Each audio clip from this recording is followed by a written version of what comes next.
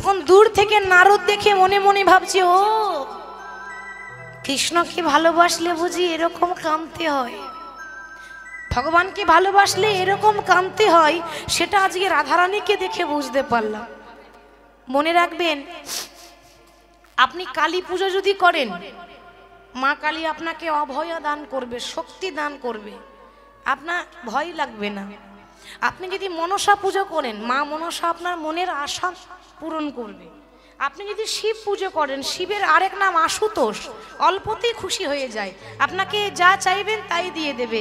কিন্তু আপনি যদি কৃষ্ণের পুজো করেন, তাহলে কপালে কষ্ট আছে। ঠিক গো, ঠিক তো? তাহলে অনেকে বলে, ও মা কি বলছো তুমি, কৃষ্ণের নাম করে যদি কষ্টই আছে, তো কৃষ্ণের পুজো করে কি করব, কালী পুজো করব? তার থেকে কালী পুজো করে অনেক ভালো।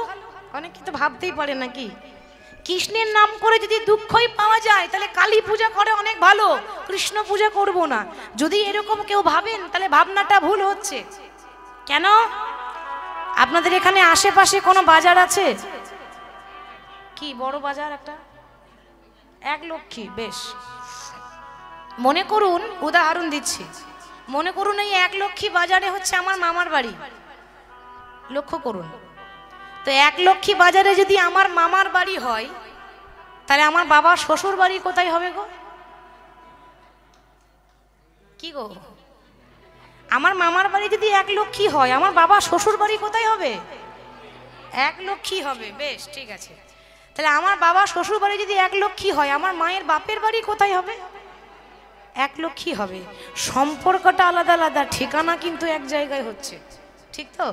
ঠিক সেরকম আপনি যদি মা কালীর পুজো করেন, তো মা কালী কৃষ্ণের পারমিশন না নিলে আপনাকে কৃপা করবে না। তার কাছে পারমিশন নেবে, প্রভু আমাকে ডাকছি, আমি তাহলে একটু কৃপা করব। যদি বলে হ্যাঁ করো, তবে করবে। তাহলে বাবা, ভগবানকে যদি পেতেই হয়, তো ঘুরে ঘুরে যাওয়ার থেকে মেন লাইনে হাঁটুন না, কট লাইন ধরার কি দরকার? ঠিক তো? কট লাইনে যাওয়ার কি দরকার? একদম সোজা রাস্তা ধরুন, ওই ঘুরে ঘুরে যাওয়ার থেকে একেবারে কৃষ্ণের চরণ ধরুন। আমরা এসেছি কি জন্য? ভগবান কৃষ্ণের নাম করে জীবনটাকে ধন্য করব বলে, ঠিক তো? তাহলে কৃষ্ণের নামে না করলে জীবনে কোনো দাম নেই। তা আজকে নারদ মনে মনে ভাবছে যে ঠিক আছে, আমাকে লোকে বলে নারদ, আমি নাকি ঝগড়া লাগাই। কি গো, নারদের কাজই তো ঝগড়া লাগানো নাকি? ওই গ্রাম বাংলায় বলে না, লাগান ভাজান করা। লাগান ভাজান মানে জানেন তো?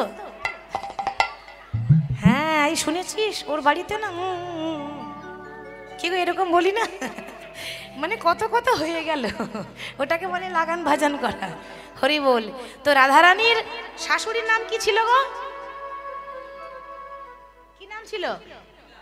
জটিলা। আর ননদিনীর নাম কুটিলা। নাম কাদের হয়? যাদের মন ভালো হয়। তাহলে কুটিলা নাম কাদের হয়? যাদের মনের মধ্যে হ্যাঁ কুটবুদ্ধি, হিংসা, কুটিলতা। এই কুটিলার মতো মুখরা আর কেউ নাই। মুখরা মানে জানেন তো? এটা ভালো জানবেন। মুখরা মানে কাকে বলে? যাদের হ্যাঁ দাদা ঠিক বলেছে, মিষ্টি মিষ্টি কথা, কি ঠিক তো? মুখরা কাকে বলে? যারা খুব বেশি কি গো ঝগড়ুটে হয়। কি গো, ঠিক তো? একটা কথা বলবো, কিছু মনে করবেন না তো? দেখবেন মিলিয়ে আমার কথাগুলো, যারা খুব ঝগড়ুটে হয় না, তাদের মুখের ডিজাইনটাই আলাদা হয়। মুখের ডিজাইন আলাদা। ফেস কাটিং, মানুষের মুখ দেখলে বলা যাবে মানুষ কেমন হবে। মুখ দেখে, চোখ দেখে বলা যাবে, এতটা আন্দাজ করা যায়। তো অনেকে যারা দেখবেন ঝগড়ুটে,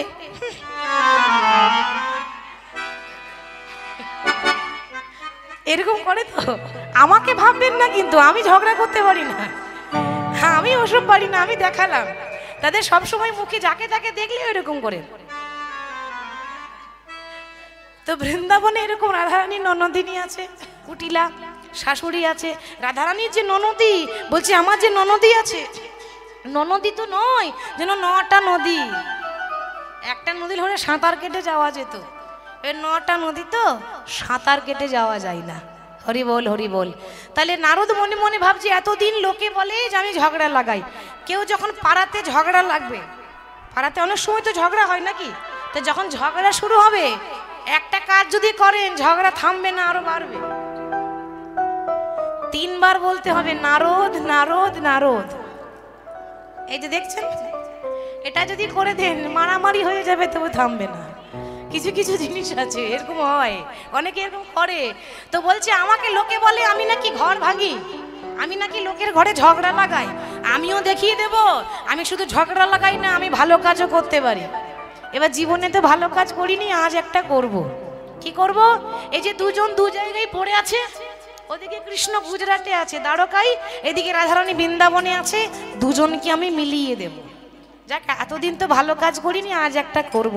তাহলে কি করা যায়? তাহলে আমাকে যেতে হবে ওই গুজরাটে যেখানে কৃষ্ণ আছে। তা সেখানে যাচ্ছে, হাতে রয়েছে নারদের বীণা। বীণাকে বলছে, ওরে বীণা, আচ্ছা বীণাতে সবসময় নারদ কি নাম করে গো? 24 ঘন্টা কোন নামটা বলে নারদ? নারায়ণ নারায়ণ। আজকে বীণাকে বলছে, ওরে বীণা, নারায়ণের নাম বন্ধ, আজ থেকে নারায়ণের নাম বন্ধ। তাহলে কি করব? বিনয় করি বলে রে বীণা গাও রে রাধা না, বিনয় করে বল রে রাধা না, বিনয় করে বল রে রাধা গাও রে রাধা না, বিনয় করি বলে রে বীণা গাও রে রাধা না, বিনয় করে বল রে বীণা গাও রে রাধা না, রাধা রাধা রাধা রাধা রাধা রাধা না, রাধা রাধা রাধা রাধা রাধা রাধা না, রাধা রাধা রাধা রাধা রাধা রাধা না, রাধা রাধা রাধা রাধা রাধা রাধা না, বিনয় করে বলে রে বীণা গাও রে রাধা, বিনয় করে বল রে বীণা গাও রে রাধা না, বিনয় করি বলে রে বীণা গাও রে রাধা নাম, বিনয় করে বল রে বীণা গাও রে রাধার নাম, শ্যাম কমলের কমলিনী রাধা রাধা না, স্বামী কমলের কমলিনী রাধা রাধা না, সরোবরের মরালিনী রাধা রাধা না, রাধা রাধা না, বিনয় করি বলে রে বীণা গাও রে রাধা না, বিনয় করে বল রে বীণা রাধা রাধা না, বিনয় করে বল রে বীণা রাধা রাধা না, বিনয় করে বল রে বীণা রাধা রাধা না, বিশ্বভানু রাজনন্দিনী রাধা রাধা না, বৃষভানু রাজনন্দিনী রাধা রাধা না, রাই কমলের কমলিনী রাধা রানীর নাম, রাই কমলের কমলিনী রাধা রাধা না, বিনয় করি বলে রে বীণা গাও রে রাধা না, বিনয় করে বল রে বীণা রাধা রাধা না, বিনয় করি বলে রে বীণা গাও রে রাধা নাম, বিনয় করে বল রে বীণা গাও রে রাধা না, রাধা নাম করতে করতে রাধে রাধে বলতে বলতে বৃন্দাবন ছেড়ে গেল গুজরাটে। গুজরাটে যেখানে দ্বারকা মন্দির আছে, সামনে গিয়ে নারদ দাঁড়িয়েছে। আর যখনই নারদ গিয়ে দাঁড়িয়ে রাধে রাধে রাধে বলছে, যখনই রাধা রাধা রাধা রাধা নাম করছে না বাবা, ভগবান সিংহাসনে বসেছিল, রাজগদিতে বসেছিল, রাজা তো দ্বারকার রাজা কৃষ্ণ, তো সিংহাসনে বসেছিল, সিংহাসন পর্যন্ত কেঁপে উঠল। কেন? গুজরাটে রাধে রাধে কেউ বলে না, মথুরাতেও রাধে রাধে কেউ বলে না, রাধে রাধে শুধু বৃন্দাবনেই বলে। তাহলে এখানে রাধে রাধে বলছে কে? রাধা নামটা কোথা থেকে এলো? ছুটে এসে বলছে, ওরে আমায় কে সোনালি এই রাধা মন্ত্র, আমায় কে সোনালি রাধা মন্ত্র, আমায় কে সোনালি রাধা মন্ত্র, কে সোনালি রাধা মন্ত্র, যে নাম শুনে আমার হৃদয় গলে যাই, আমায় কে সোনালি রাধা মন্ত্র, যে নাম শুনে আমার মনে প্রাণে জোড়ায় যাই, আমি যে রাধা নামের পাগল হয়েছি, এই নাম শুনে আমার মনে প্রাণে জোড়ায় যাই, আমার শয়নে রাধায় আমার স্বপনে রাধা, নাম শুনে মনে প্রাণে জোড়ায়, আমার শয়নে রাধা স্বপনে রাধা, আমি রাধা নামে আর ভুলিতে না দি, রাধা নাম শুনে মনে প্রাণে জোড়ায় যায়, রাধা নাম শুনে মনে প্রাণে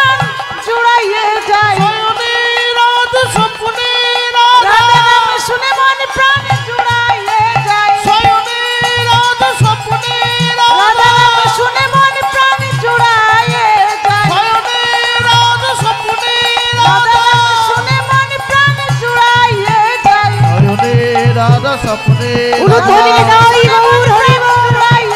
শয়নে রাধা স্বপ্নে রাধা রাধা নাম শুনে মন প্রাণ জুড়াইয়ে যায় ওরে কে সোনালি রাধা মন্ত্র। এই যে কে শোনাবে? আমি আমার ছাড়া কারো তো দুঃসাহস আছে তোমার সামনে দাঁড়াবার? ও নারদ। আচ্ছা নারদ, কি ব্যাপার বলো তো? বলি আমার ওপর রাগটা করেছো নাকি? কেন? তুমি প্রত্যেক দিন নারায়ণ নারায়ণ করো, আজকে নারায়ণ নারায়ণ বন্ধ করে রাধা রাধা বলছো কেন? নারদ বলছে, শোনো, ওই যে নাম করলে কষ্ট পাওয়া যায় সে পার্টি না করাই ভালো। শান্তি তো কিছু নাই, অশান্তিতে মরে গেলাম। কোনো শান্তি নাই, কিছু লাভ নাই। এখন যেদিকে লাভ আছে মানুষ সেই দিকে যাবে। কি গো, ঠিক তো? রাধারানীর নাম করলে সবাই জানে যে রাধার নাম করলে কৃষ্ণকে পাওয়া যায়, ওই জন্য সবাই রাধারানীর নামটা আগে করে। আজ থেকে কৃষ্ণ নাম বলবো না, আজ থেকে রাধার নাম বলবো। বলি কেন গো? শোনো, কৃষ্ণ সবাইকে ছেড়ে এসে বৃন্দাবন ছেড়ে মথুরা ছেড়ে গুজরাটে দ্বারকা রাজা হয়ে বসে আছো। তা বলি শুধু বড় বড় যুদ্ধ করলে রাজা হয় না, রাজা হতে গেলে প্রজার মঙ্গলের জন্য অনেক কিছু করতে হয়। বলে কেন? আমার কাজের কোনো ত্রুটি আছে কি? আমি যে রাজ্যে রাজা হয়েছি, তাহলে আমার নীতিতে রাজ্যের রাজা যেমন হবে রাজ্যের নীতি তেমন হবে, তাকেই বলে রাজনীতি। রাজা যেমন হবে তার নীতি তেমন হবে। তাহলে আমার কাজের কোনো কি ভুল ত্রুটি আছে? মানে ভুল মানে তুমি শুধু লড়াই করে যাচ্ছ, শুধু যুদ্ধ করে যাচ্ছ, একটু ভালো কাজ করো। বলে ভালো কাজ তাহলে কি করব? শোনো, ভালো কাজ করেছিল কে? ভগবান কৃষ্ণ করেছিল ত্রেতা যুগে, যখন রাম ছিল তখন একটা যজ্ঞ করেছিল। তা নারদ মনে পড়িয়ে দিচ্ছে যে ভুলে গেলে তুমি এর আগের জন্মে কত ভালো ভালো কাজ করেছো, সেগুলো করতে হবে তো নাকি? ত্রেতাই রামের রাজা ছিল, অশ্বমেধ যজ্ঞ কইল। ত্রেতাই রামের রাজা ছিল, অশ্বমেধ যজ্ঞ করিল। ত্রেতাই রামের রাজা ছিল, অশ্বমেধ যজ্ঞ কইল। ত্রেতাই রামের রাজা ছিল, অশ্বমেধ যজ্ঞ কইল। দানব্রত যজ্ঞ হবে এবে গো, দানব্রত যজ্ঞ হবে এবে। দানব্রত যজ্ঞ হবে এবে গো, দানব্রত যজ্ঞ হবে এবে। শোনো বলি ওহে রাজন, ত্রিভুবন নিমন্ত্রণ। শোনো বলি হে রাজা,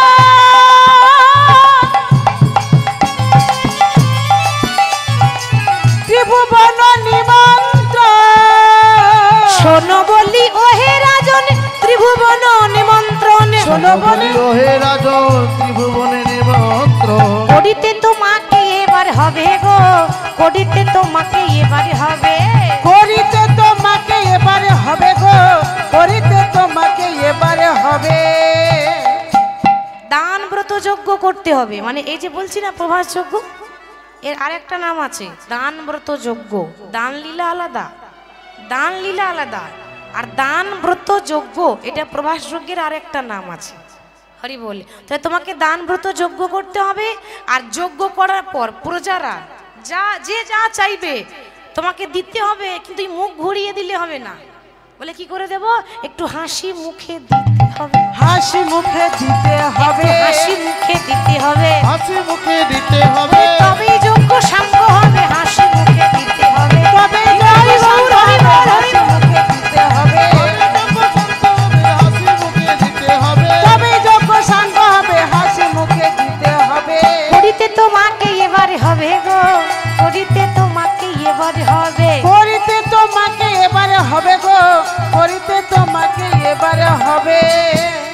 হাসি মুখে দান করতে হবে, তবে যজ্ঞ সম্পূর্ণ হবে। বলে কেন? অনেকে আছে 10 টাকা দেওয়ার পর মনে মনে ভাবছে যা চলে গেল, থাকলে ফুচকা খেতে পেতাম। কি গো, তাই তো?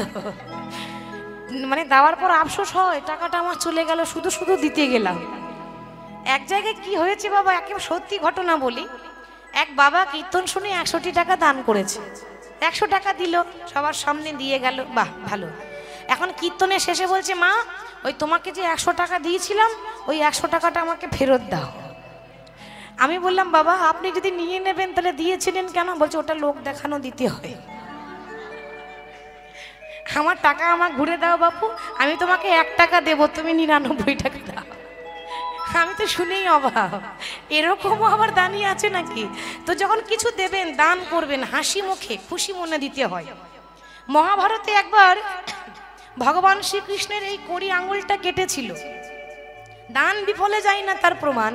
কড়ি আঙুলটা যখন কাটলো না বাবা, দ্রৌপদী থাকতে না পেরে নিজের শাড়ির আঁচলটা ছিঁড়ে কৃষ্ণের আঙুলে বেঁধেছিল।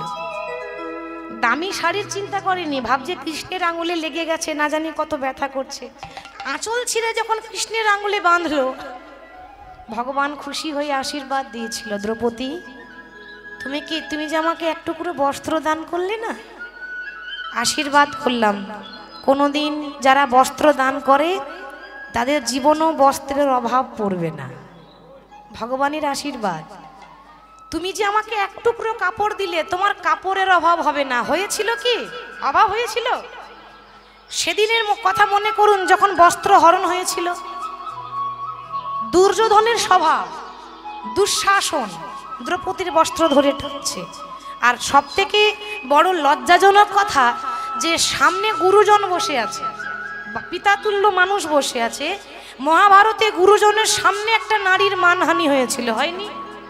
গুরুজনের সামনে একটা নারীর সম্মান যাচ্ছে, আর সবাই প্রতিবাদ করতে পারছে না। দ্রৌপদী ভাবলো, যাক, কেউ প্রতিবাদ করুক না করুক, আমার 5টা স্বামী তো আছে, তারা তো আমার আপন, তারা তো পর নয়। যখন পঞ্চপাণ্ডবের কাছে গেল, তারাও মাথা নিচু করে দাঁড়িয়ে গেল। তখন দ্রৌপদী বুঝে নিল যে এ জগতে আমার আপন বলতে আর কেউ নাই, কৃষ্ণ ছাড়া। আজকে প্রমাণ হয়ে গেল। তো যখন কৃষ্ণকে ডেকেছিল 2টি বাহু তুলে, হে বিপদ ভঞ্জন মধুসূদন রক্ষা করো, ভগবান সেদিন ঋণ শোধ করেছিল। সেই যে এক টুকরো বস্ত্র দিল, সেদিন ঋণ শোধ করলো। 1টা নয়, 2টো নয়, শত শত বস্ত্র দিয়ে দ্রৌপদীর লজ্জাটা নিবারণ করেছিল। নিতাই গৌর হরি বল। এ জগতে ব্যাংকে যদি টাকা রাখেন, আপনি সুদে আসলে দ্বিগুণ পাবেন। আর এটা এমন ব্যাংক, এখানে যদি কিছু জমা দেন না বাবা, সুদে আসলে 10 গুণ পাবেন।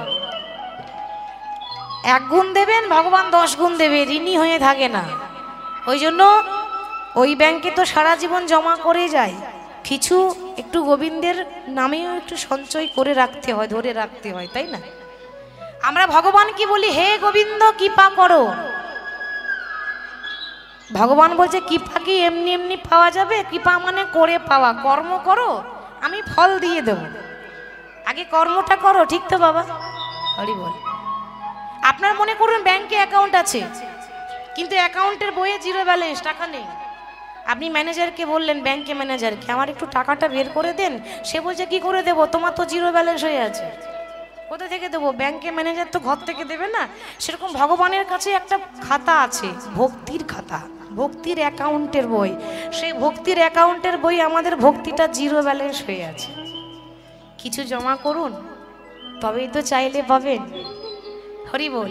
যখনই কোথাও যাবেন, মন্দির যাবেন, তীর্থ ভ্রমণ করতে যাবেন, একটু দান করবেন, যেমন সামর্থ্য আপনি তেমন দেবেন, কিন্তু খালি হাতে আসবেন না। তবে কিন্তু পুণ্য হবে, ধর্মটা তবে অর্জন হবে, পুণ্য সঞ্চয় তবেই হবে। তো নারদ বলছে, দেখো, যজ্ঞ করতে হবে, আর যে যা চাইবে হাসি মুখে দিতে হবে। বলে, তা না হয় দেব, তো যজ্ঞ করব কোথায়? প্রভাস নদীর তীরে। কেন? প্রভা যুক্ত আস, মানে হারানো ধনকে ফিরে পাওয়াকে বলে প্রভাস। এই নদীর জলে স্নান করে হারানো ধন ফিরে পাওয়া গেছে। কেন? প্রভাস নদীর তীরে প্রভাস যজ্ঞ করতে হবে। নারদ বলছে, কেন করতে হবে? মাগো, এই নদীর জল কাজে লেগেছিল কোন দিন জানেন? আমাদের আকাশে যে চাঁদ আছে, দেখতে খুব সুন্দর, তাই না? দেখেছেন তো কি রূপ তার, গোটা জগৎকে আলো দেয়। কিন্তু মাগো, চাঁদ দেখতে সুন্দর হলে কি হবে? চাঁদের গায়ে একটা কালো দাগ আছে। আমরা বলি চাঁদেরও কলঙ্ক আছে, ঠিক তো? কলঙ্কটা কি? চাঁদের 27টা স্ত্রী, 27টা স্ত্রী, চিন্তা করুন, একটা দুটো নয়, 27টা স্ত্রী থাকতেও আরো একজনের দিকে নজর চলে গেল। তাকে দেখে বেশি তার ভালো লাগলো। সে কে? না চাঁদের গুরুমা, ঠিক যে ভুল ইন্দ্র করেছিল সেই ভুল চাঁদও করেছে। চাঁদের গুরু হচ্ছে বৃহস্পতি। বৃহস্পতির স্ত্রীর নাম হলো তারা। ওই গুরুমাকে হরণ করেছিল, তার সন্তানও হয়েছিল। চাঁদ এবং গুরুমায়ের মিলনের এক সন্তান হয়েছিল যার নাম হচ্ছে বুধ। এই যে বুধবার, সেই বুধ তার জন্ম হয়েছিল শিষ্য গুরুমায়ের মিলনে। তো যখন গুরুমাকে হরণ করলো তখন গুরু বৃহস্পতি অভিশাপ দিয়ে বলেছিল যে চন্দ্র, তুমি আমার শিষ্য হয়ে এমন কুকর্ম করলে, আমি তোমায় অভিশাপ দিলাম, যে রূপ তুমি দেখাচ্ছ ওই রূপ তোমার থাকবে না। ওই রূপের অহংকার দেখিয়ে তুমি আমার স্ত্রীকে বশ করলে, তো 16 দিনের মধ্যে ওই 16 কলা চাঁদ তোমার ক্ষয় হয়ে যাবে। 16 দিনে 16 কলা চাঁদ ক্ষয়। আস্তে আস্তে আজ থেকে চাঁদ ক্ষয় হবে। আজ থেকে আর এই পৃথিবীতে পূর্ণিমা হবে না, জ্যোৎস্না হবে না, অন্ধকারে পড়ে থাকবে সবাই। গুরুদেবের অভিশাপ লাগবে, কিছু করার নাই। সূর্য কোন দিকে ওঠে? প্রত্যেক দিন পূর্ব দিকে। যা দিনকাল আসছে এবার পশ্চিম দিকে উঠবে। কলি সব উল্টো হচ্ছে, দেখবেন সূর্য উল্টো হচ্ছে। বলা যায় না, কিছু বলা যাবে না, এখন সব উল্টো হয়, ঠিক তো? কিন্তু সব উল্টো হলেও বলছে গুরু বাক্য লঙ্ঘন হবে না। গুরু হচ্ছে কৃষ্ণের থেকে বড়, ভগবান কৃষ্ণের থেকেও বড় হয় গুরু। গুরু অভিশাপ লেগে গেল। আস্তে আস্তে আস্তে আস্তে চাঁদ ক্ষয় হচ্ছে বাবা। ক্ষয় হতে হতে 15 দিনে 15 কলা চাঁদ শেষ। আর 1 কলা আছে। চাঁদের 27টা স্ত্রী মনে মনে ভাবছে, আমরা তো স্ত্রী, আমরা তো নারী, আমরা তো আনাড়ি নয়। স্বামী ভুল করেছে বলে কি আমরাও ভুল করব? আমাদের কর্তব্য স্বামীকে সঠিক রাস্তা দেখাবার। দেখুন মায়েরা, নারী যদি প্রকৃত নারী হয় তাহলে স্বামীকে ওপরে উঠিয়ে দেয়। ওপরে মানে ওই ওপরে নয়, আবার না বললে অন্য কিছু ভাবতেও পারে, ভেঙে বলাটাই ভালো। ওপরে মানে ওই ওপরে বলিনি, ওপরে মানে স্বামীর উন্নতি করিয়ে দেয়, ওপরে উঠিয়ে দেয়, আরো উন্নতি হবে। আর নারী যদি আনাড়ি হয় তাহলে স্বামীকে নিচের দিকে নামাবে, মানে অধঃপতন হবে। তাহলে আমাদের স্বামী যখন অন্যায় করেছে, ভুল করেছে, আমরা একবার চেষ্টা করি যদি সঠিক পথে আনা যায়। ওই 1 কলা চাঁদ, 15 কলা চাঁদ তো চলেই গেল, শেষ হয়ে গেল। 1 কলা চাঁদকে হাতে করে নিয়ে ছুটে গেলেন একজনের কাছে। সে সম্পর্কে জামাই বাবু। কে বলুন তো? শিব ঠাকুর। শিব ঠাকুর হচ্ছে তাদের জামাই বাবু। কতগুলো শালিকা দেখছেন মহাদেবের? 27টা শালিকা ছিল শিবের। আর আদরের জামাইবাবু শিব। তো জামাইবাবুর কাছে সব বৃত্তান্ত খুলে বলেছে, তাহলে কি করা যায়? হ্যাঁ গো, তাহলে চাঁদ শিবের কে হচ্ছে? ভাইরা ভাই। ঠিক, চাঁদ হচ্ছে শিবের ভাইরা ভাই। কি ঠিক তো? তাহলে ভাইরা ভাই সমস্যা পড়েছে, ঠিক করতে হবে তো নাকি? তাহলে কি করা যায়? চিন্তা করো না। ওই 27টা নারী, 27টা কলসি মানে ঘোড়া, 27টা কলসি নিয়ে ওই প্রভাস নদীতে 27 ঘোড়া জল নিয়ে এসো। এই যে নদীর তীরে লীলাটা হবে ওই নদীর, প্রভাস নদী। 27 ঘোড়া জল নিয়ে যদি চাঁদের মাথায় ঢালতে পারো তবে চাঁদ আস্তে আস্তে পূর্ণ হবে। ক্ষয় হয়ে গেছে, ক্ষয় রোগ, চাঁদের ক্ষয় রোগ হয়েছে অভিশাপে, আস্তে আস্তে পূর্ণ হবে। কিন্তু আমরা যে জল আনতে যাব, যদি যেতে যেতে এই 1 কলা চাঁদ যদি ক্ষয় হয়ে যায়, ও নিয়ে চিন্তা করো না। তাদের হাত থেকে চাঁদ নিয়ে শিব নিজের কপালে রাখলেন। শিবের কপালে চাঁদ আছে না, ওই জন্য বলে চন্দ্রচূড় বা চন্দ্রশেখর। চাঁদটা রাখলেন, দিয়ে যাচ্ছে জল আনতে। জল নিয়ে ঘুরে আসছে। এবার জল ঢালতে বলেছিল কোথায়? চাঁদের ওপরে ঢালতে বলেছিল, তবেই তার রোগটা নিবারণ হবে। কিন্তু চাঁদ আছে কোথায়? তাহলে তো চাঁদের মাথায় জল ঢাললেই তো শিবের মাথায় যাবে। শিবের মাথায় জল ঢাললে কি হয়?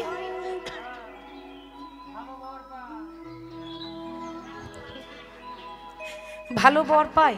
তাহলে যারা বিয়ে হয়ে গেছে তারা যে জল ঢালতে যায়, তাহলে আসলে তা নয়।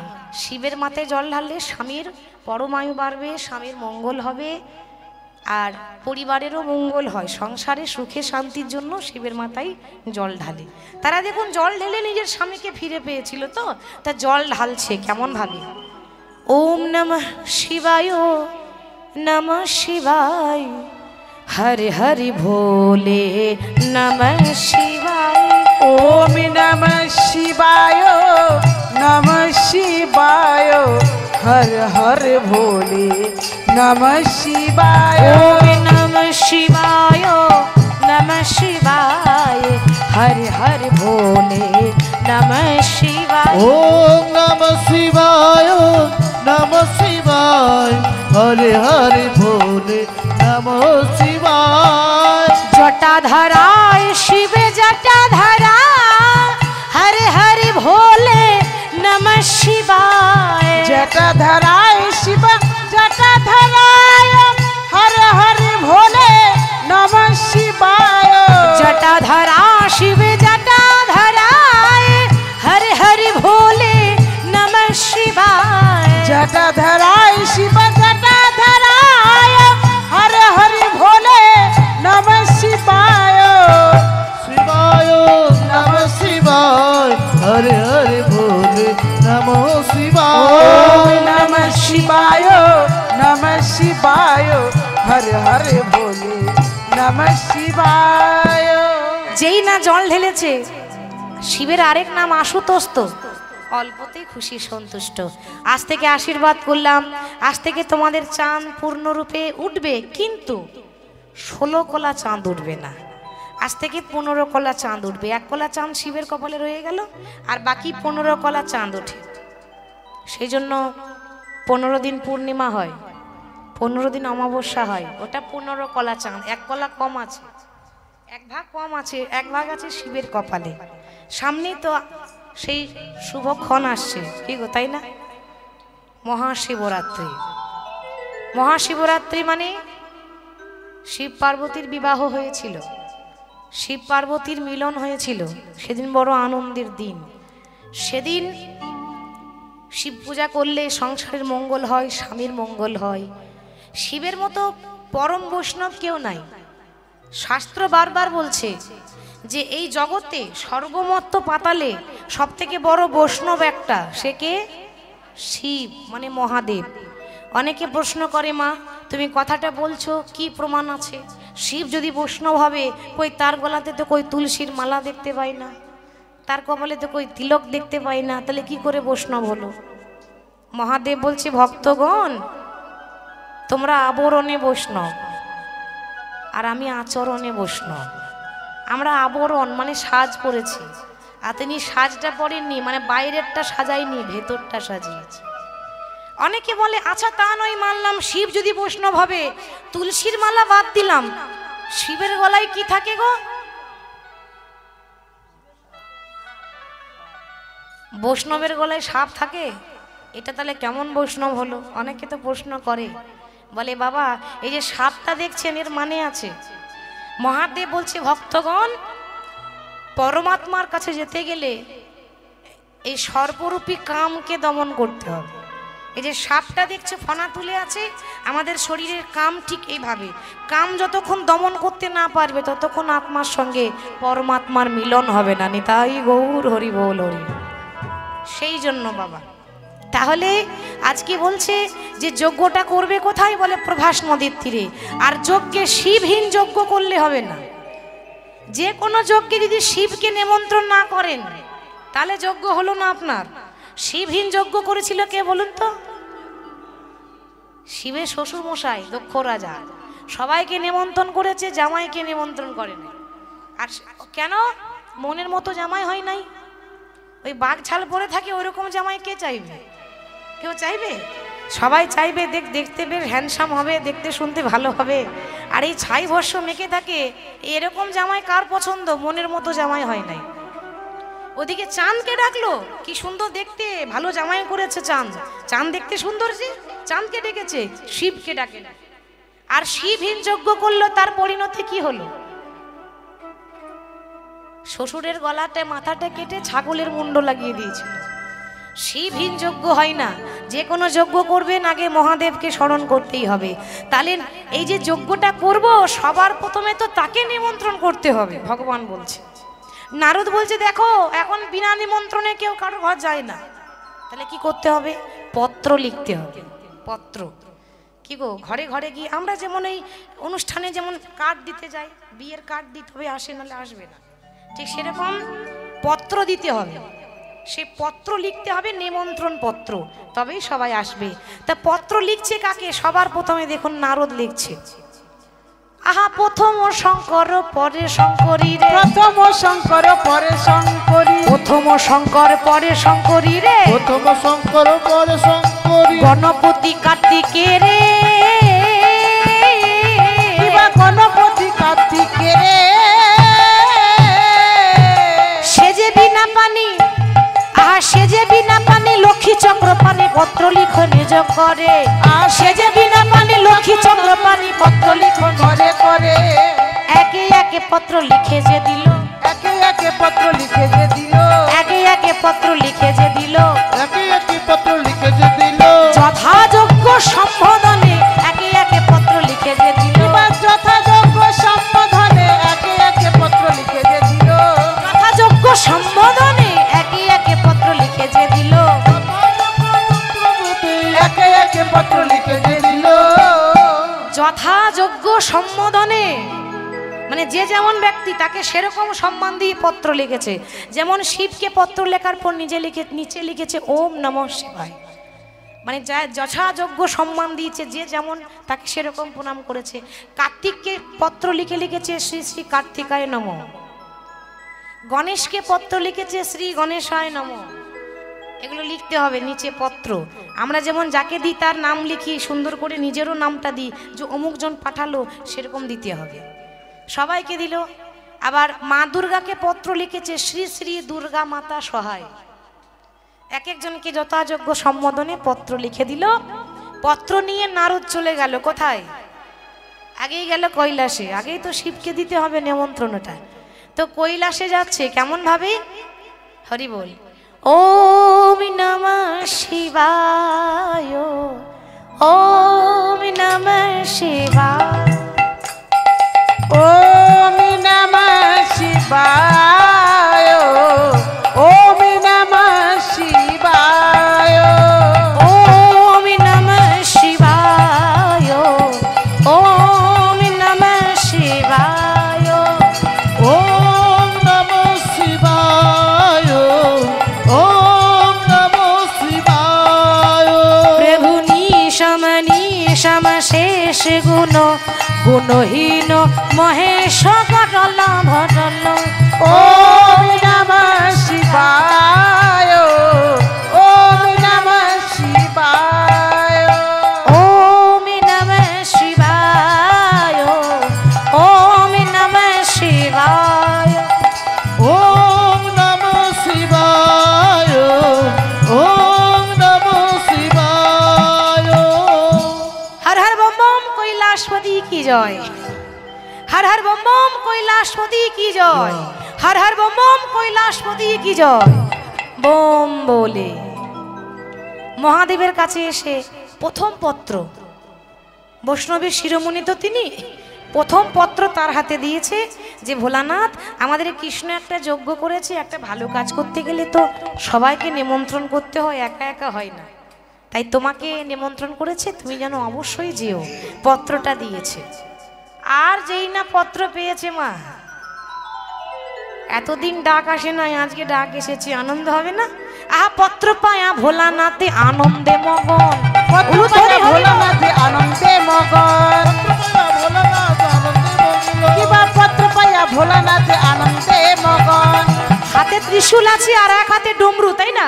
ভোলা বোম বোম ভোলে বড়া করেছে নর্তন, বোম বোম বলে ভোলা করো এ নর্তন, বোম বোম ভোলে বলা করো এ নর্তন, বোম বোম বলে ভোলা করো এ নর্তন, আমার ভোলানাথে নাচে রে, ভোলানাথে নাচে গো, ভোলানাথে নাচে রে, ভোলানাথে নাচে রে, বম বম বম বলে ভোলানাথে নাচে রে, বম বম বম বলে ভোলানাথে নাচে গো, বোম বোম বলে ভোলানাথে নাচে রে, বম বম বলে ভোলা ভোলানাথে নাচে গো, বম বম বম বলে করিছে নর্তন। বম বম বলে ভোলা করো এ নর্তন। পত্র পেয়ে ভোলানাথ একবারে লাফিয়ে লাফিয়ে নৃত্য করছে। কি আনন্দ, কৃষ্ণের নিমন্ত্রণ এসেছে, ভগবানের ডাক এসেছে, কতদিন পর দেখা হবে। তো ভোলানাথকে পত্র দিল। 2 নাম্বার এবার মা দুর্গা, তিনি জগতের জননী তো, সবার মা তিনি, তাকে তো দিতেই হবে। আদ্যা শক্তি মা মহামায়া, মায়ের কাছে গেল, মায়ের কাছে নিমন্ত্রণ পত্র দিয়েছে। মাকে দেওয়ার পর কার্তিককে দিল, কার্তিককে দেওয়ার পর এবার গণেশ, গণেশ ছাড়া কোনো কি বলবো পুজোই হবে না। গণেশের পুজো আগে হয়, বছরে গণেশের পুজো আগে হয়, কি গো হয় না?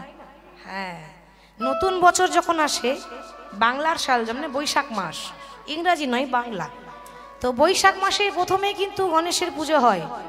আর যে কোনো পুজোতে ওই যে আমরা ঘট পাতি না, ঘট, ঘট না পাতলে পুজো হয় না, ঘটটাই হচ্ছে গণেশ। এই গণেশ ঘট স্থাপন করা মানে গণেশকে স্থাপন করা, হরি বল। তাহলে এবার গণেশকে দিয়েছে, গণেশের হাতে পত্র দিচ্ছে, বড় আনন্দ। কেমন ভাবে? জয় গণেশ জয় গণেশ জয় গণেশ দেবা, জয় গণেশ জয় গণেশ জয় গণেশ দেবা, জয় গণেশ জয় গণেশ জয় গণেশ দেবা, জয় গণেশ জয় গণেশ জয় গণেশ দেবা, মাতা যাকে পার্বতী পিতা মহাদেবা, মাতা যাকে পার্বতী পিতা মহাদেবা, পার্বতী পিতা মহাদেবা, মাতা যাকে পার্বতী পিতা মহাদেবা।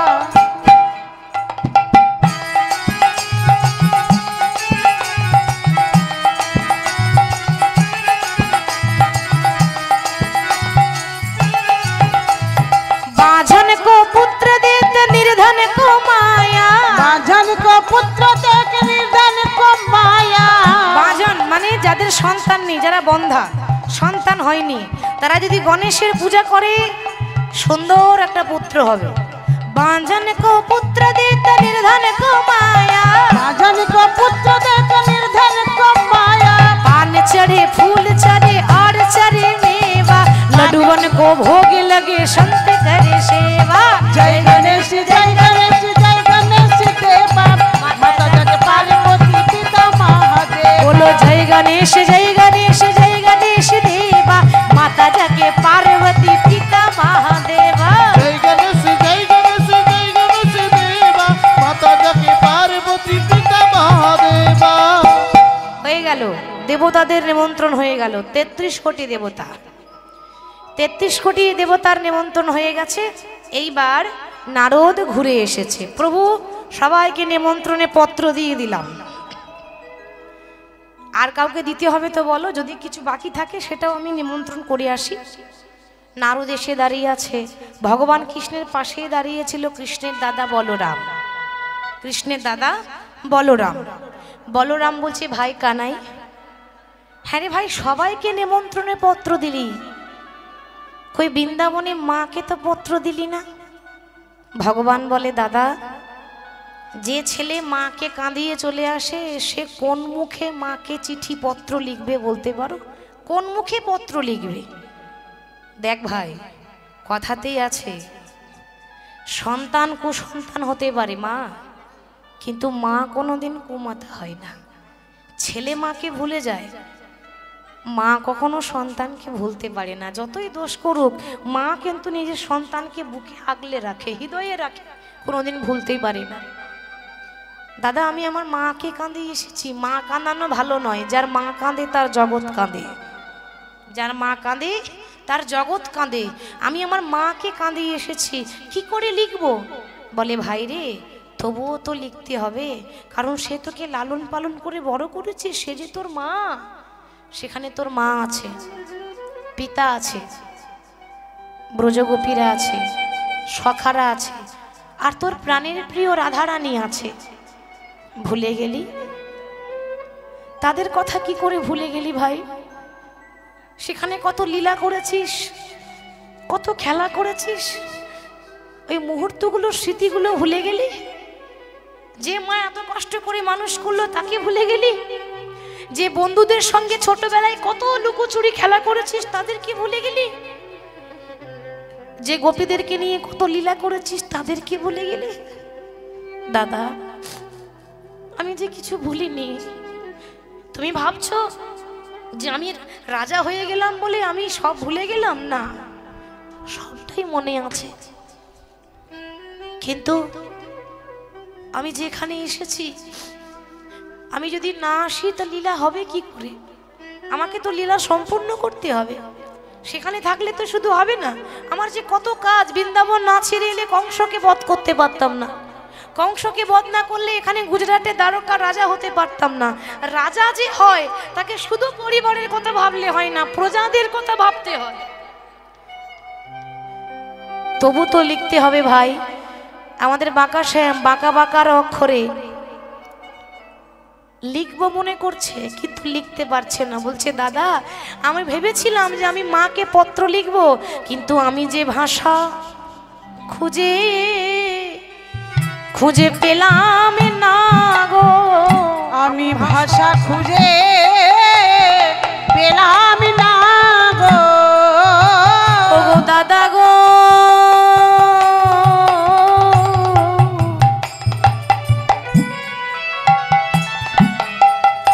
আমি ভাষা খুঁজে পেলাম না গো,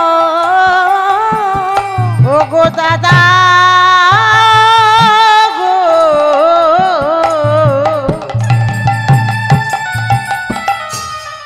আমি যে ভাষা খুঁজে পেলাম না গো, কি বলে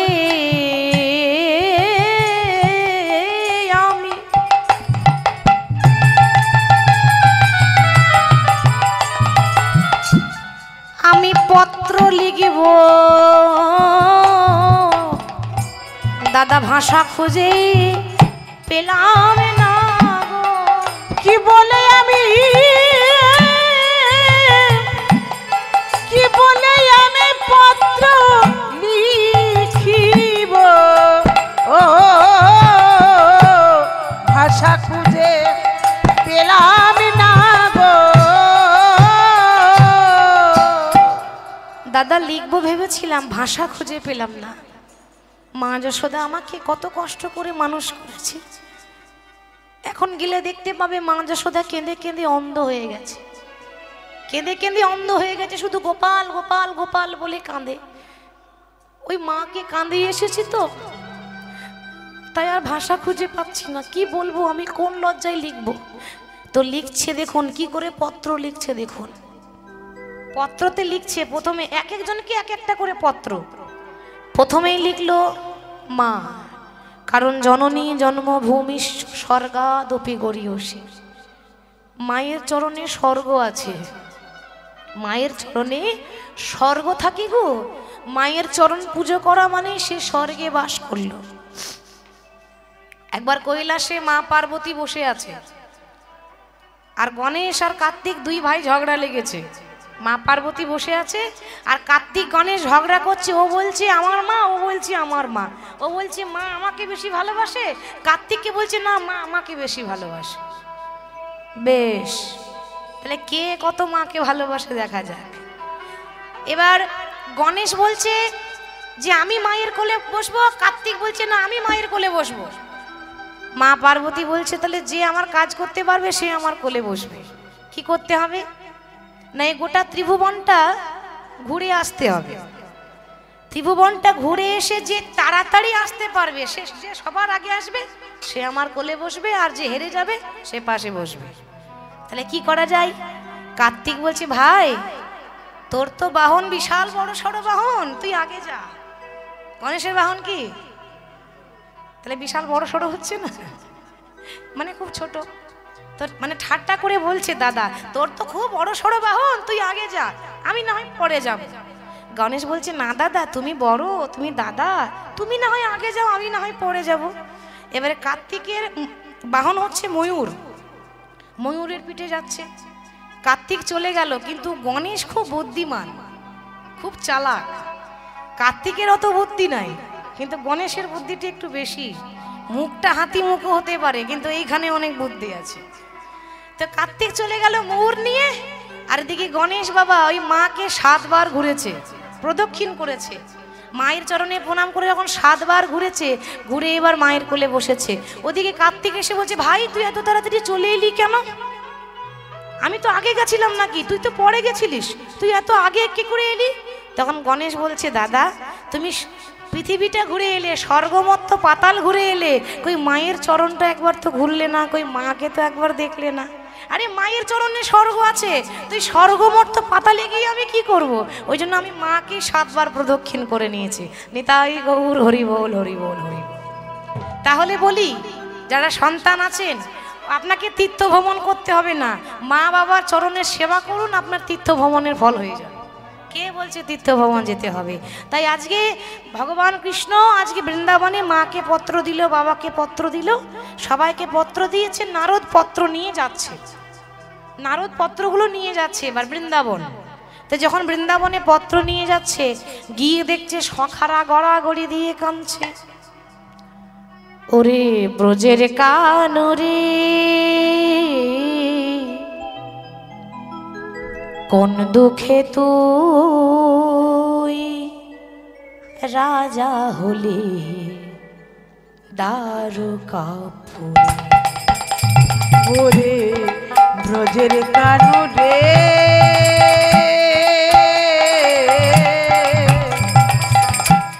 কোন দুঃখে তুই রাজা হলি এই দ্বারকাপুরে। ওরে কোন দুঃখে তুই রাজা হলি দ্বারকাপুরে। বল বল কোন দুঃখে তুই রাজা হলি দ্বারকাপুরে।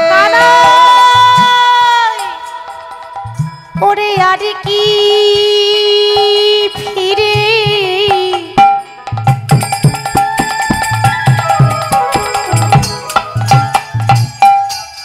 আসবি না ভাই,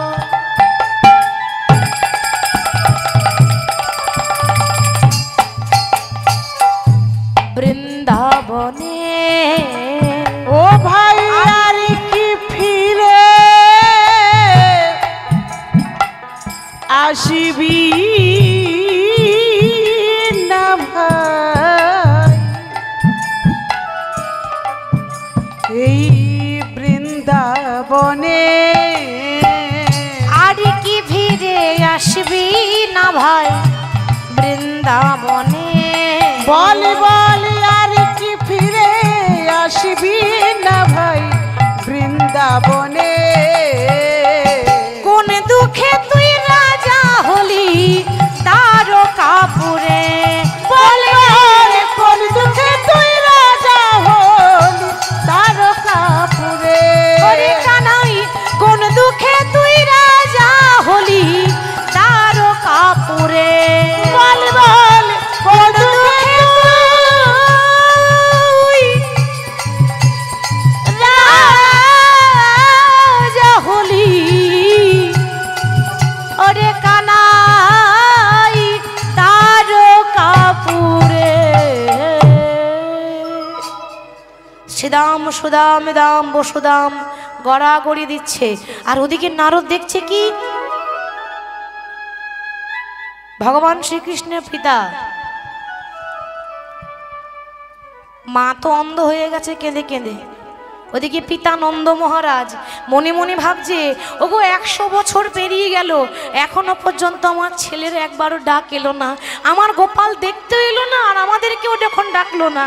তো যার সন্তান চলে গেছে, যার সন্তান নেই তার দুঃখ আলাদা, আর যার সন্তান হয়ে ছেড়ে যদি চলে যায় তাহলে তার দুঃখ আলাদা। আমার গোপাল যখন একবারও আমাদের কাছে ফিরে এলো না, আজকে নিজের হাতে আমি চিতা সাজাবো, আর সে চিতাই আমি নিজেকেই আগুন লাগিয়ে নিজেকেই শেষ করে দেব। দেখে নন্দ পিতা জ্বেলেছে চিতা প্রাণেতে জীবার তরি। দেখে নন্দ পিতা জ্বেলেছে চিতা প্রাণেতে জীবার তরে। দেখে নন্দ পিতা জ্বেলেছে চিতা প্রাণেতে জীবার তরি। নন্দ পিতা জ্বেলেছে চিতা প্রাণেতে জীবার তরে। মাতা রন্ধরা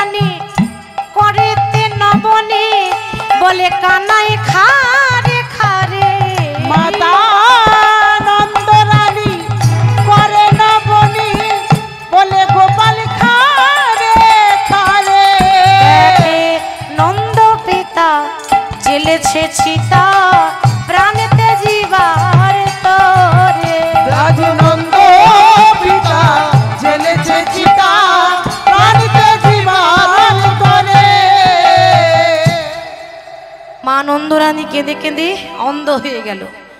তো যখন নারদ মুনি সবাইকে পত্র দিয়েছে, নিমন্ত্রণে পত্র, সবার মনে আনন্দ। বাবা বলছে, ও মা, চোখের জল মুছে ফেলো, আর কেঁদো না, আর দুঃখ করার সময় নেই, এবার আনন্দ করার সময়।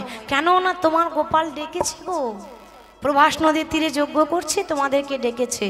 সবাইকে পত্র দিল, কিন্তু রাধারানী সে যে গড়াগড়ি দিচ্ছে, গড়াগড়ি দিয়ে ললিতা বিশাখে বলছে, ওরে ও ললিতা, ওরে বিশাখা, আর বোধহয় আমি বাঁচবো না, শুধুমাত্র দেহে প্রাণটুকু রয়েছে।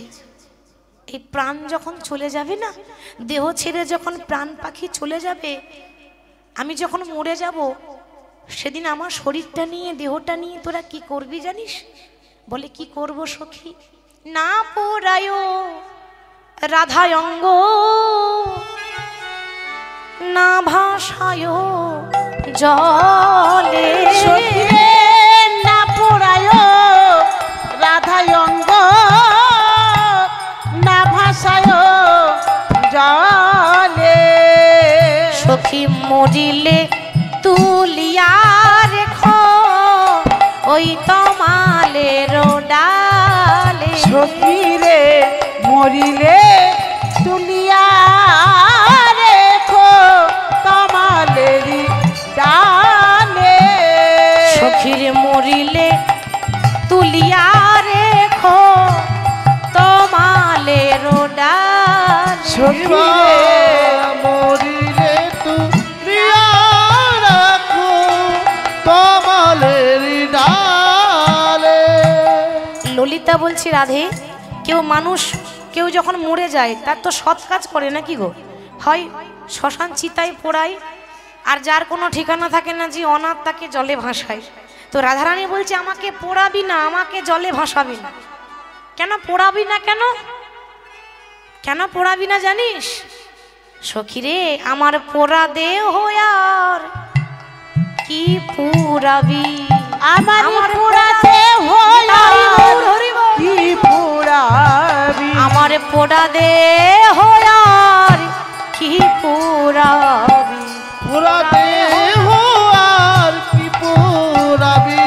কৃষ্ণ বিরহ অনলে পুড়ে গেছি রে, আমার পোড়া দেহ আর কি পুরাবি। কৃষ্ণ বিরহানলে পুড়ে আছি রে, পোড়া দেহ আর কি পুরাবি।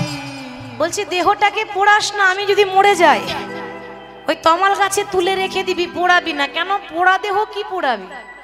কৃষ্ণর জন্য কেঁদে কেঁদে তো পুড়ে ছাই হয়ে গেলাম, আর কি পোড়াবি রে? বিশাখা বলছি, ওরে পোড়াতে না হয় পারবো না, জলে তো ভাসাতে পারবো। বলে, সখী, আমার এই ভাষা দেহ আর তোরা কি ভাসাবি।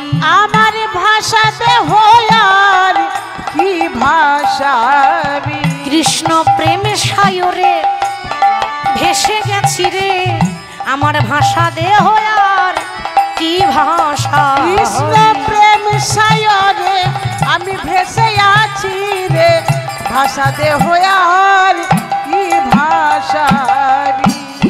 ঠিক তৎক্ষণাৎ নারদ নিমন্ত্রণের পত্রটা রাধারানীর হাতে দিয়েছে। আর যেই না হাতে দিয়েছে, এতদিন প্রাণ বধুয়ার ডাক, এটাই কিন্তু শেষ ডাক, কারণ এটাই গোবিন্দের অন্তিম লীলা। এরপর কোনো লীলা হয়নি, এরপর কৃষ্ণের মৃত্যু হয়েছিল, লীলা সাঙ্গ করে মৃত্যু হয়েছিল। তাহলে শেষবারের মতো বধুয়া ডেকেছে। ওমা রাধারানী যাবো কি করে? ঘরে শাশুড়ি আছে, ননদিনী আছে, স্বামী আছে, তারা জানলে কি যেতে দেবে? তারা অনুমতি দেবে কৃষ্ণের কাছে যাওয়ার জন্য? তাহলে কি করা যায়? তখন ললিতা বিশাখা বলছে, দেখ, কৃষ্ণ হচ্ছে চতুর, আর যারা কৃষ্ণের ভক্ত হয় তারা আবার আরো বেশি চতুর। কি গো, ঠিক তো? তাহলে কৃষ্ণ চালাক, তুই আর একটু বেশি চালাক কর। কি করব? একটু চালাকি কর, চালাকির দ্বারা মহৎ কাজ কর। সেটা কি করে হয়? সে কি করে করবি তুই বুঝে নে। যেমন করে হোক স্বামীর কাছে পারমিশন নিতে হবে। ও মায়েরা দেখুন, কৃষ্ণ ভক্ত কেমন চালাক হয় দেখুন। রাধারানী দেখছে স্বামী যদি পারমিশন দেয় তাহলে আর কাউকে ভয় নাই, স্বামীর কাছে আগে পারমিশন নিতে হবে। তাহলে কি করে পারমিশন নেব? রাধারানীর স্বামীর নাম কি ছিল? আয়ান ঘোষ, ছোট থেকেই মা কালীর ভক্ত। সব সময় জয় কালী, জয় তারা, জয় কালী, জয় তারা। এবার জয় কালী জয় তারা বলে যখনই সে বাইরের থেকে ঘর এসেছে, রাধারানী কি করেছে, সেই সময় আয়ান ঘোষের স্বভাব ছিল কাজে থেকে ঘরে ঢুকলে আগে মাকে প্রণাম করতো। ঘরে কুলদেবী মা শ্যামা মা, রাধারানীর শ্বশুর বাড়িতে কুলদেবী মা শ্যামা মা মানে মা কালী। তো তার স্বামী বাইরে থেকে এসেই আগে মাকে প্রণাম করে, শ্যামা মাকে। এবার সে জানে যে স্বামী এলেই আগে ঘরে মাকে প্রণাম করবে। রাধারানী কি করেছে না, ওই মা কালীর মন্দিরে গিয়ে সামনে একটা বিশাল মূর্তি ধারণ করে মা কালী সেজে দাঁড়িয়ে আছে। আমাদের রাধারানী মা কালী সেজে দাঁড়িয়ে আছে। এবার আয়ান যেই না ঘরে এসে যেই না মন্দিরে প্রবেশ করেছে, দেখছে সাক্ষাৎ মা কালী দাঁড়িয়ে আছে। দেখা মাত্র আয়নের একবারে মাথা ঘুরছে, কেন? ছোট থেকে মা কালীর পুজো করছি, বাবা জীবনেও মা কালী দেখি নাই, আজকে একেবারে সাক্ষাৎ মা কালী। পাশে ছিল কুটিলা, কুটিলা বলছে, ও দাদা সত্যি বলছি, বিশ্বাস করো না, ও মা কালী নয়, ও মায়া কালী। বিশ্বাস করলেই তো। একটা কথা বলবো, কুটিলা যখন বলে সত্যি বলে, কেউ বিশ্বাস করে না। ঠিক বলছে তো, ও মা কালী নয়, ওটা মায়া কালী। কিন্তু আয়ান ঘোষ মা কালীর রূপ দেখে আত্মহারা, আনন্দে আত্মহারা। মা কালীর রূপ দেখে আনন্দে আত্মহারা হয়ে মায়ের চরণে প্রণাম জানাচ্ছে। বাবা মায়ের চরণে যেই না প্রণাম জানাচ্ছে, বলে মা এ জগতে সবাই বলে তুমি কালো। দেখুন এটা কিন্তু মায়ের চরণে ধরেনি, সে নিজের স্ত্রীর চরণে ধরেছে, মানে রাধারানীর পায়ে ধরেছে। ধরে বলছে, মা ও মা, এ জগতে সবাই বলে মা কালী কালো। মা কালী কালো নয়, তাদের চোখের মণি কালো বলে মাকে কালো লাগে। মা গো, সবাই বলে কালো, কিন্তু আমার মনে হয় কি জানো, শ্যামা মা কি আমার কালো রে, শ্যামা মা কি আমার কালো, শ্যামা মা কি আমার উলুধ্বনি লাগে, শ্যামা মা কি আমার কালো, শ্যামা মা কি আমার কালো রে, শ্যামা মা কি আমার কালো, শ্যামা মা কি আমার কালো রে, শ্যামা মা কি আমার কালো। ও মা লোকে বলে কালী কালো, আমার মন তো বলে না কালো রে। আলোকে বলে কালী কালো, আমার মন তো বলে না কালো রে, শ্যামা মা কি আমার কালো রে, শ্যামা মা কি আমার কালো, শ্যামা মা কি আমার কালো রে, শ্যামা মা কি আমার কালো, মা কি আমার কালো রে, শ্যামা মা কি আমার কালো। ও মা কখনো সে তো কখনো পিত, কখনো নীল লোহিত রে, কখনো শ্বেত কখনো পীত, কখনো নীল লোহিত রে। আমা কখনো শ্বেত কখনো পিত, কখনো নীল লোহিত রে, মা কখনো শ্বেত কখনো পীত, কখনো নীল লোহিত রে। মায়ের সে ভাব দেখিয়া কমলা, মায়ের সে ভাব দেখিয়া কমলা কান্ত, ও মা বুঝিতে জন্মে গেল রে, শ্যামা মা কি আমার কালো রে, শ্যামা মা কি আমার কালো, আমার কালো রে, মা কি আমার কালো, শ্যামা মা কি আমার কালো রে, শ্যামা মা কি আমার কালো। মা তোমার চরণে কোটি কোটি প্রণাম। আজ আমার বহু সৌভাগ্য, আমি সাক্ষাৎ মায়ের দর্শন পেলাম। কুটিলা বলছে, দাদা বিশ্বাস করো, তুমি বিশ্বাস করো, ভালো করে তাকিয়ে দেখো, মা কালী নয়, মা কালী নয়। আয়ান ঘোষ বিশ্বাস করছে না। তখন বলছে, মা বলো তুমি আমাকে যে দর্শন দিলে আমি তোমার কি সেবা করতে পারি? কিন্তু তো মা কালী নয়, রাধারানী। রাধারানী তখন ছলনা করে বলছে, ওরে আয়ান বাবা, এতদিন তোর ঘরে ছিলাম, আজকে আর থাকবো না। কেন মা, আমার কি অপরাধ হয়েছে? বলে না, এই জগতের মালিক কৃষ্ণ একটা যজ্ঞ করছে, তাতে 33 কোটি দেবতার নিমন্ত্রণ।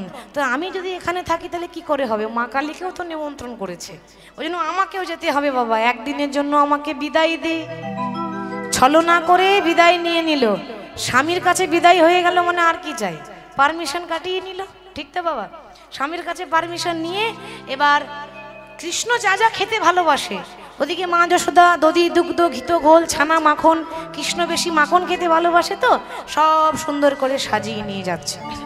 এবার সবাই যখন যাচ্ছে, একদিকে মা বাবা, একদিকে সখারা, একদিকে গোপীরা, আর একদিকে যারা দাস্যরসের ভক্ত, মানে তুমি প্রভু আমি তোমার দাস, এরকম যারা আছে তারাও যাচ্ছে।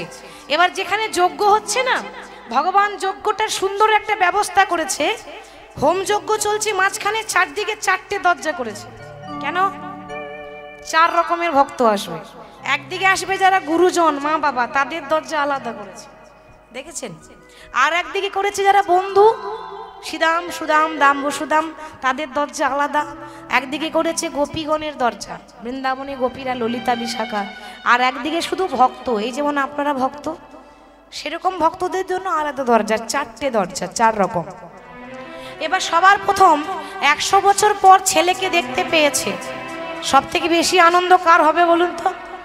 মায়ের। 100 বছর পর দেখতে পাচ্ছে, তো হঠাৎ দূর থেকে ডাকছে, গোপাল গোপাল রে, ওরে গোপাল সারা দে, গোপাল সারা দে। গোপালী রে, ওরে গোপাল সারা দে, গোপাল সারা দে।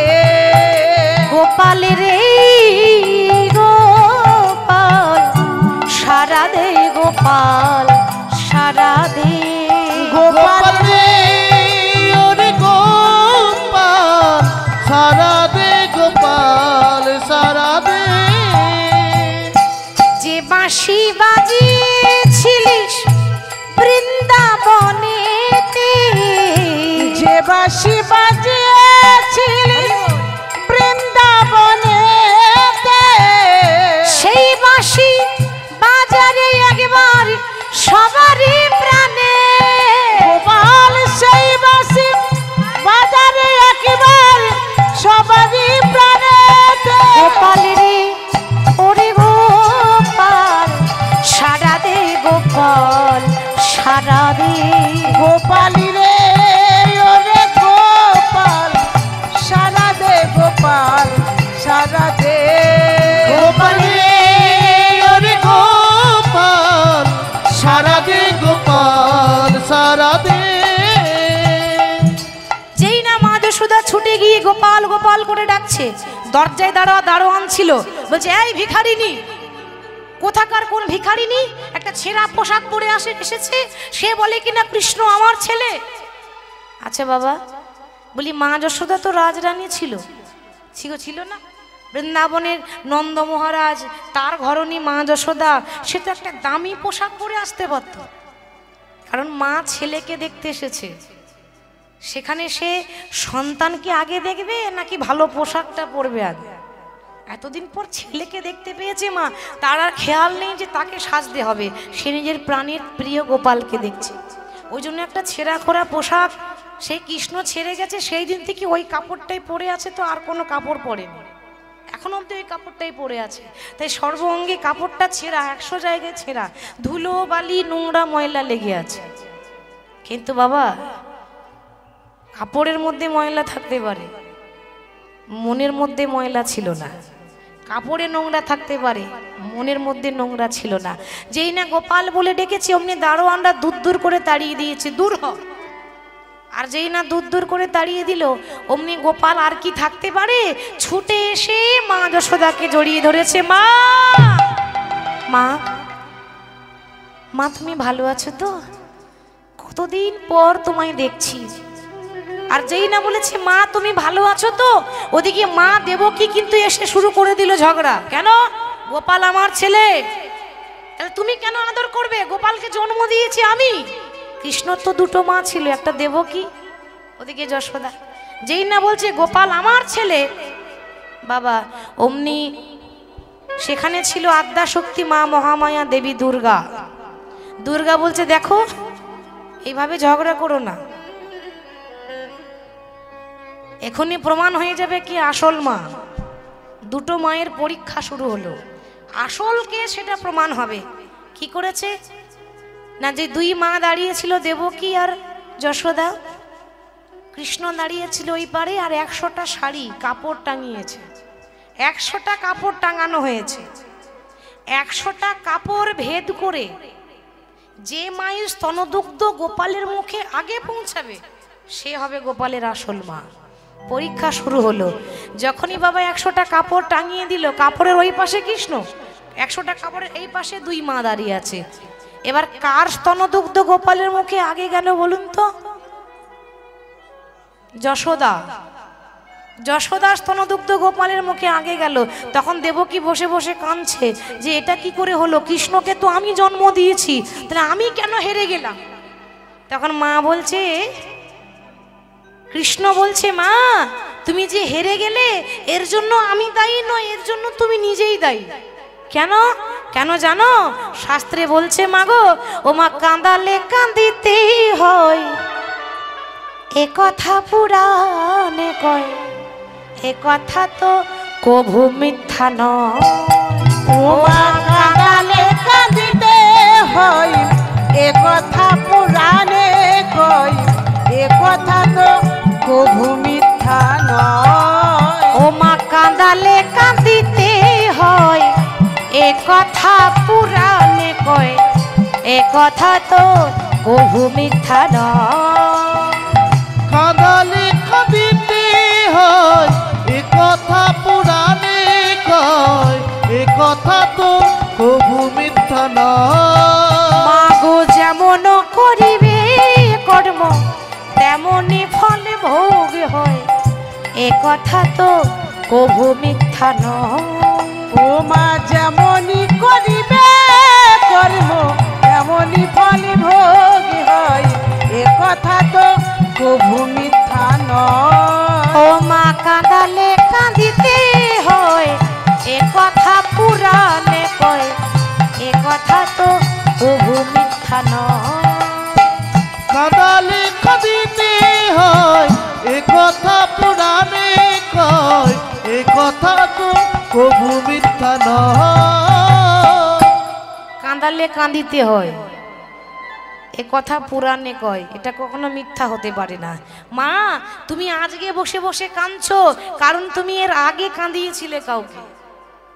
মানুষ কাঁদলে ভগবানকে দোষ দেয়, প্রভু তুমি কাঁদাচ্ছ। ভগবান কাঁদাই না, নিজের কর্মের দোষে নিজে কাঁদি। সবসময় ভগবানকে দায়ী করলে হবে না।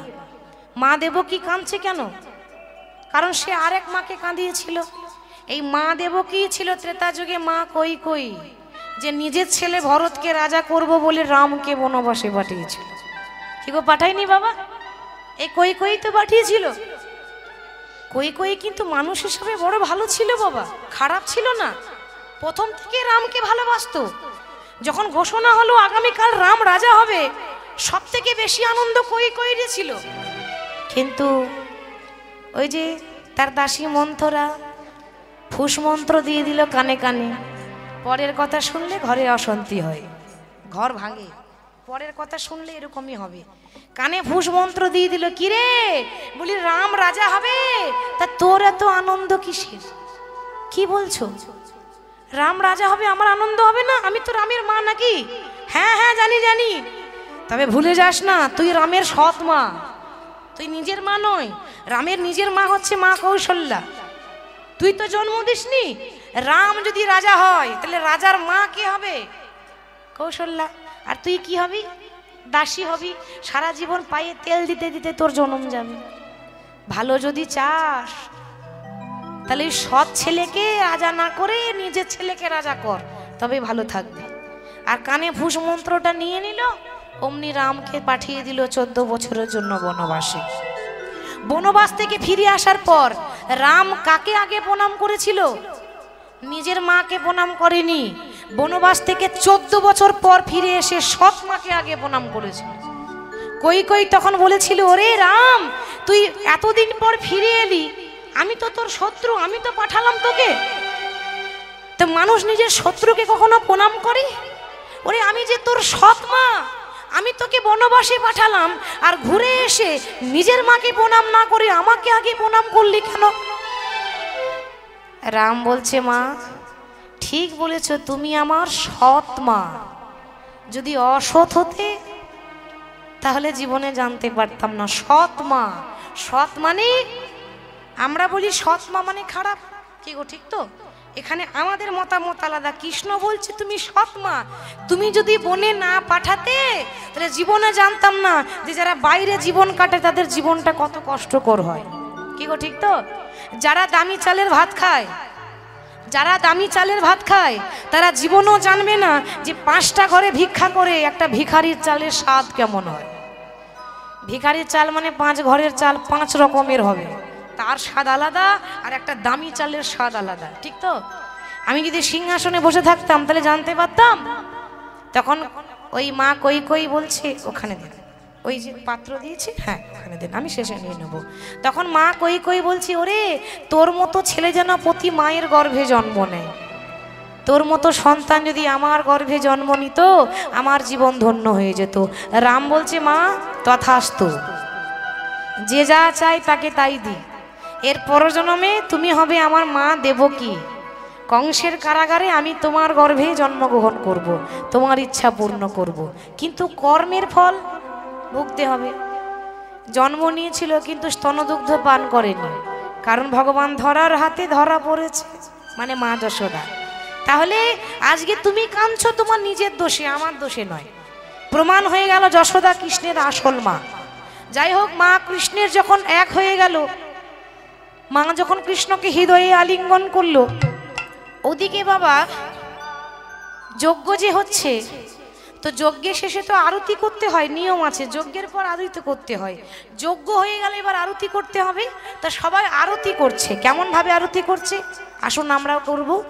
জয় জয় মঙ্গল আরতি করে, জয় জয় মঙ্গল আরতি করে, জয় জয় মঙ্গল আরতি করে, জয় জয় মঙ্গল আরতি করে, জয় জয় মঙ্গল আরতি করে, জয় জয় মঙ্গল আরতি করে, মঙ্গল আরতি করে, জয় জয় মঙ্গল আরতি করে, জয় জয় মঙ্গল আরতি করে, জয় জয় মঙ্গল আরতি করে, জয় জয় মঙ্গল আরতি করে, জয় জয় মঙ্গল আরতি করে।